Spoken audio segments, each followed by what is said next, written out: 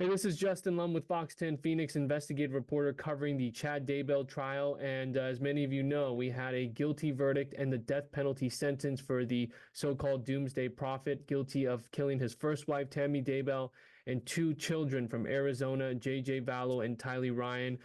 Joining me is Dana, juror number 12, who spent so much time on this jury since April 1st being selected. Dana, you talked about getting back to normal life. Again, how are you feeling right now, seeing everything you saw and going through what you saw? My life has definitely changed forever. It really opens your eyes as to there are people out there that are evil. There are people out there that have these deranged beliefs, even though we don't experience in our day-to-day life, it's happens and it's out there. And there's people that will do this to, their wives, their husbands, and, especially the children, the innocent children. And it's eye-opening to me that somebody it can honestly be so cruel. And it's traumatizing, that's for sure. It's something that it will never go away. It will always be there, burned. Those images burned into your mind for sure. And then, having to hand down the death sentence, even though he deserved the justice that was served on him, and so did the family, and so did everybody that passed on. It still was a very difficult thing to pass on that judgment. Was that much harder than the actual initial jury deliberations when you guys were trying to decide on the verdict? Yes, actually, the guilty, not guilty there was so much evidence presented that we discussed it, went back and checked a lot of dates, had a lot of discussion over, the things that we were tasked to look at. And the harder part were the deliberations for the sentencing. That was definitely harder. And it did take us longer. You want to make sure you get it right. Yeah. And the sequestration, what's that like being sequestered, even for a few days? We went in on a Wednesday and we came out on a Saturday. At first, it had never been done here before, or I think maybe 2015, but not for a long time. And the first night we went there, we weren't allowed any electronics. Like, we had no phone, no radio, no TV, no laptop, no electronics of any type. We were allowed a DVD player and provided by the court, and we were allowed to play some DVDs that were approved by the court, or read some books that were approved by the court. But everything had to be court approved. So it was a little bit like being in isolation. It was a little difficult, but we all made it through it. How often did you look at Chad Daybell's demeanor and expressions throughout all of this? Sorry, I had to shut my door. No um, worries. I looked at him every day. Every day. Some days I would make eye contact with him. And one day in particular, he made eye contact with me and he just raised his eyebrows at me. I don't know if that was I know I'm done, or, I have no idea what that was meant, but it was the most expression that I had seen out of him in the whole trial. And in fact, the only time that I ever did see an emotion out of him was when he heard a tape of himself crying on the audio tape. That brought tears to his eyes. But seeing autopsy photos and photos of the children when they were dug up, and photos of his wife lying there, in the bed, and never shed a tear, never had remorse ever the whole time. We saw about 80 witnesses, you and this jury combined, between the prosecution, defense, and the rebuttals, and so many different testimonies from law enforcement, and family members, and friends. How complex was this case to grasp at first? How long do you think it took you to really understand the story? Definitely a few weeks in. All the dates, and I mean, they started adding up once I started getting the timelines, but they were so, I just remember coming home thinking, oh my goodness, how can so many people be dropping dead so many different places? And, and then people getting married 10 days later, people dying. And you're right in what you say, convoluted. It was very convoluted. There were a lot of dates. There were a lot of people involved, a lot of note taking. You really had to pay attention every day to all the dates and everything the witnesses said. It started falling into place. I'd say after about 2.5 weeks, then, enough of the details were out there that, you knew who was who and you know, who all the actors were and what their role was that they were playing in this whole big scheme. And we're talking about Chad Daybell, uh, his wife, Lori Vallow, her late brother, Alex Cox. Who do you think was most responsible? I mean, there was so much circumstantial evidence, that's for sure. There was a lot of circumstantial evidence, but from what the evidence we were shown, as far as the text messages and the phone locations, and like saying there's a perfectly orchestrated plan for the children and giving them numbers, calling them zombies, giving them dark and light numbers, and saying that they only had 2% of their life left in their body. And when they became zombies, the body has to be killed because the actual spirit of the person has left. It became very obvious that Chad was the puppet master. He was the orchestrator of everybody. He liked to sit up on his little throne and give out the direction and have everybody carry it out.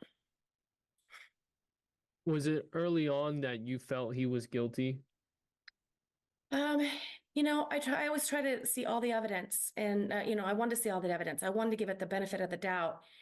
And really until the very end, and I thought maybe the defense will come on with something, you know, maybe the defense will have some witnesses that will shed the light on the other side of this story that the prosecution hasn't brought up.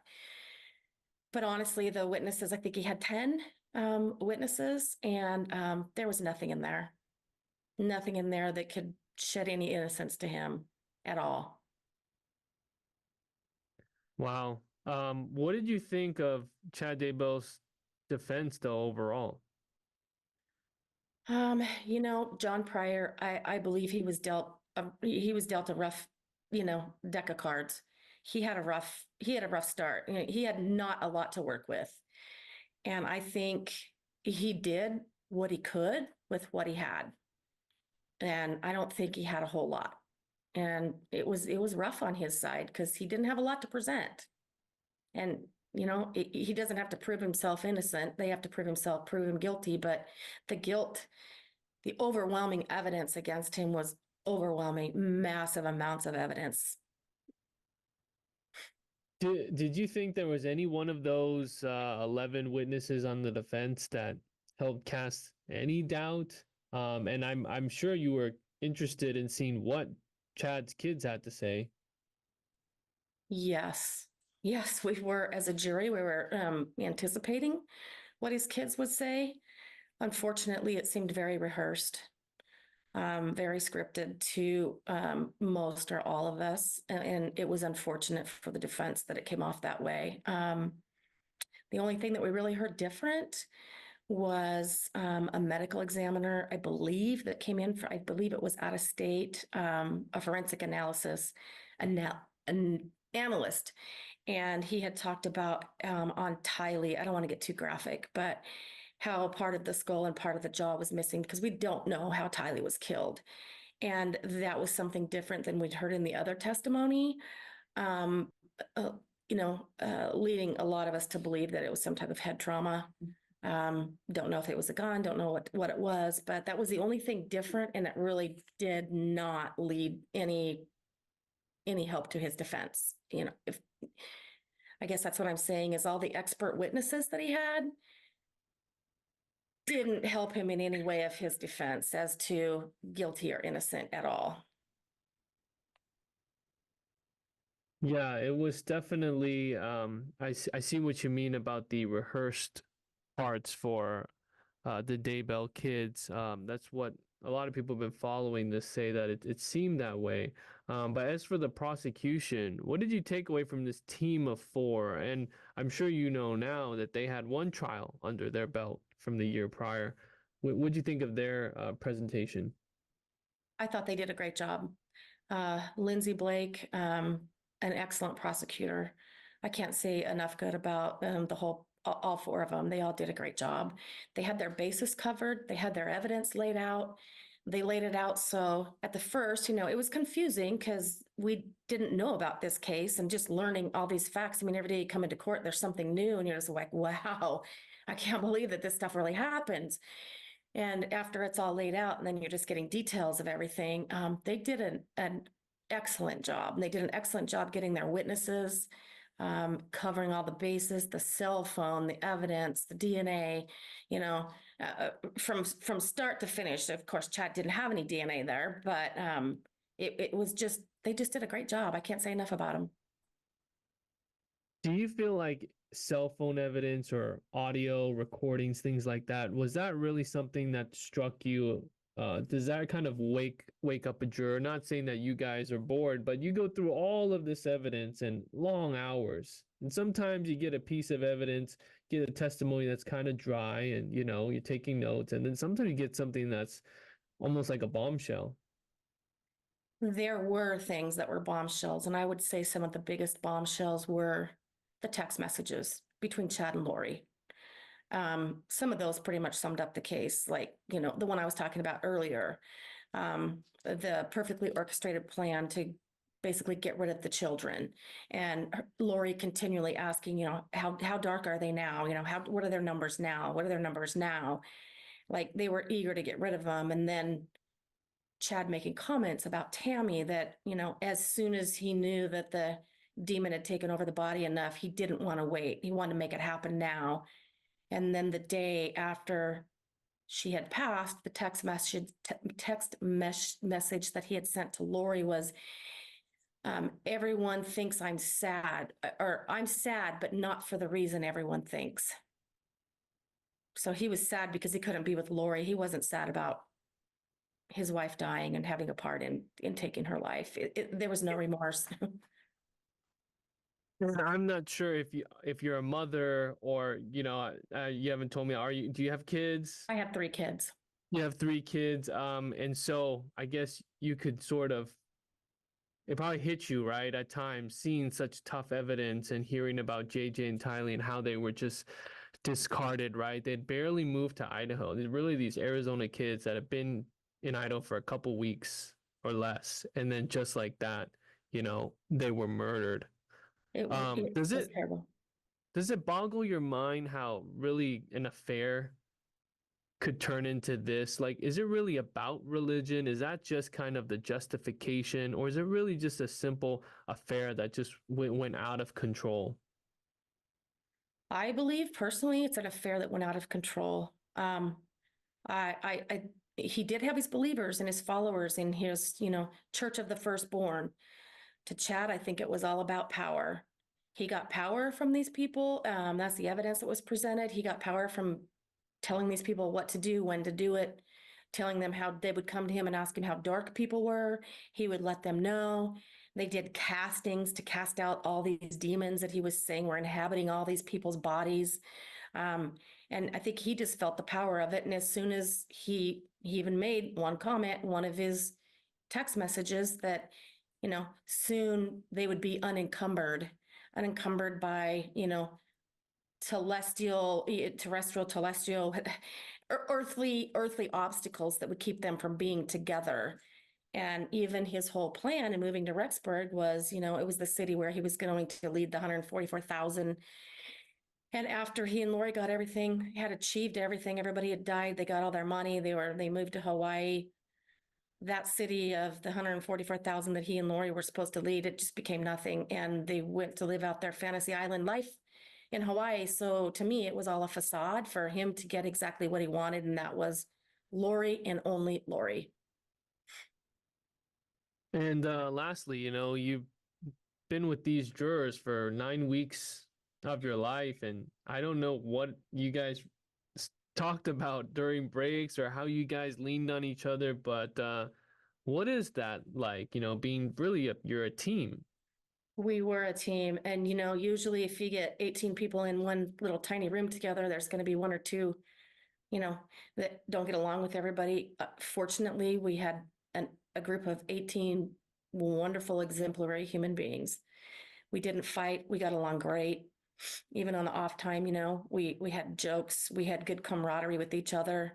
And I would say we have lifelong friends in these people. We all have something in common that not very many people have in common with each other, that we can relate, and we know exactly how that feels to each other. And we did lean on each other a lot and made sure each other was okay if somebody was really upset, and are still checking on each other and still doing things together. So I couldn't have asked for a better group of people. And I do have to put a good word in for the Ada County courthouse and court system and the marshals and bailiffs. They were all wonderful. As far as a miserable situation, they made it the best that it could be for us. I'd like to ask this, that Friday night, we weren't sure if you guys were going to keep working and keep deliberating. Obviously, you know, you have to have lunch, dinner, you got to take breaks, a long day after victim impact statements. What was the mindset when it was evening, like going back to the hotel or trying to figure this out on that Friday night? How did that come to the result that we have? So we had deliberated for quite a few hours that day, and we had listened to all the victim witness statements, and there were a lot of emotions. It was extremely emotional that day. Everybody was drained. We did read all the instructions that were given to us. We read, you know, all of the aggravating circumstances. We talked about every single one of them. We went around, took a vote in the room. There were several that we had to discuss some more on different cases. And we got into those discussions, and then we all decided, you know, we think we're on the same page. Everybody's exhausted mentally, physically, we're all exhausted. It would be better for us and for everybody else if we just go back to the hotel tonight, get a good night's sleep, sleep on it, think about what other questions you have. We want to make sure we get this right, guys. So we go back to the hotel, we sleep on it, we come back the next morning, and about 4 more hours, I think 3, 4 more hours later, we had a few questions for the judge, got those answered, and had come to the sentencing that, you know, we believe he deserved the death sentence in all of the 3 cases of the, you know, Tammy, JJ, and Tylee. And it was very difficult once you realize that and you mark it down on a piece of paper and you say, you know, I don't want to call it a verdict. We have a sentencing outcome. And then you go back into the court, you just, you know, your heart sinks to your stomach. You realize that this is real, and we've just sentenced another human being to death. So in reality, the deaths in this case don't end. And that's the saddest thing to me is for this family, at least some of them, the deaths keep going on. It's not ended yet. And that's sad to me. All right, Dana, thank you so much for your insight and appreciate your time. And I know this has been a life-changing experience, but you were a part of a huge moment really in the history of this case and serving justice. And I'm sure the family members appreciate all 18 of you so much. Thank you very much. Thank you. I appreciate it.